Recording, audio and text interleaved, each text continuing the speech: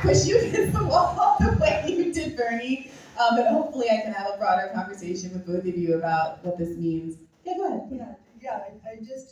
I was just reminded, I think another thing that he said, Bernie said, or something like this, maybe I'm paraphrasing at this point, it's been several years, but I think he also said that the reason he doesn't want to run independent, as you and I both were urging him to, was something like that, I don't want to run an educational campaign. And what he meant by that was that I want to run to win. I don't want to run just to make a point on the left. And our response to that was completely proven by events that happened later on, which is that the Democrats are never going to let you win. Yeah.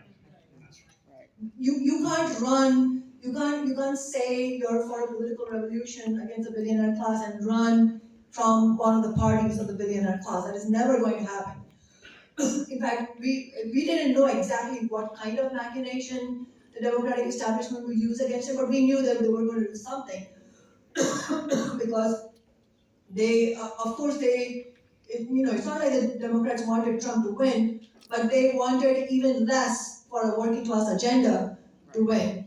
So they were going to go after him by hook or by crook. And our response to that was, so you're saying you don't want to run an educational campaign because you want to win.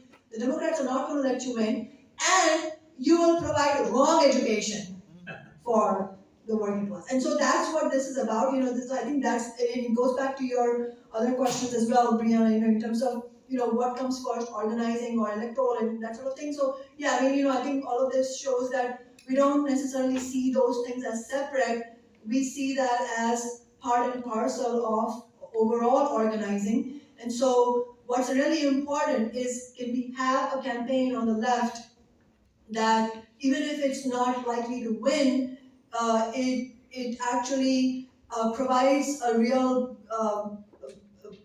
first of all, raises some really fighting demands that can then be used by the rank and file of the union movement, and also can it be the beginnings of an independent party for the working class. That's very important. I just realized I was remiss in not mentioning one very important thing. We've been talking about accountable leadership and all of that. I think a very big component, but not by any means the only component, but a very big component is also, and we've said this through our work in Worker Strike Back already, and we've always said that through Socialist Alternative, is that the elected representatives, or even the non-elected, prominent representatives of, but especially elected representatives of a working class party or a working class elected representative or union elected, have to pledge to take the average worker's wage.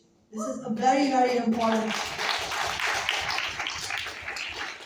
And that is basically non-existent, and that is that has to be one of the core principles of any kind of working class party. And as many of you may know, the city council pays me about $147,000. And I say about because I don't keep track of my actual salary, because what I take home is only the average worker's wage, and after taxes, all of the rest of the money goes into a solidarity fund that we democratically decide what to do with it. We use it as it's not a mutual fund, it's not a charity thing. It's a question of concretely showing your commitment to the working class that you say you represent, and so that fund is used for strike funds. We have donated to the KCBG organizing drive, and altogether for all of the Amazon organizing, we've donated now nearly $30,000. And so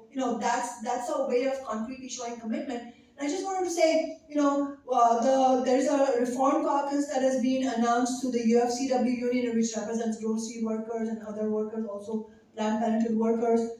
It's important that such reform caucuses are being formed, because it shows that the union leadership is also under pressure from especially younger rank and file.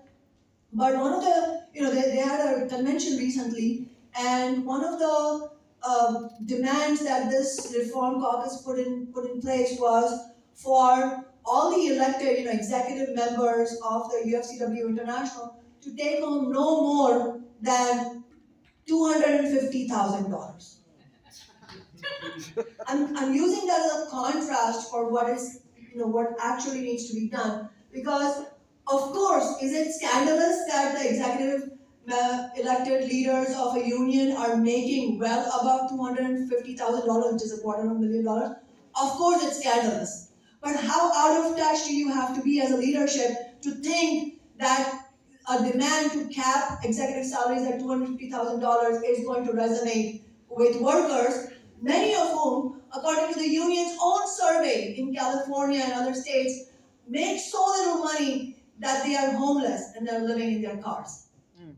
So I just wanted to use that as an example, as a contrast between what we have on offer and where we need to go. And so we absolutely need committed leaders, but it's not that it's going to happen in a vacuum, and it's not, we cannot make this a test of individual morality. It has to come from a mass organizing force that demands that whoever represents us has to do this, otherwise they're out.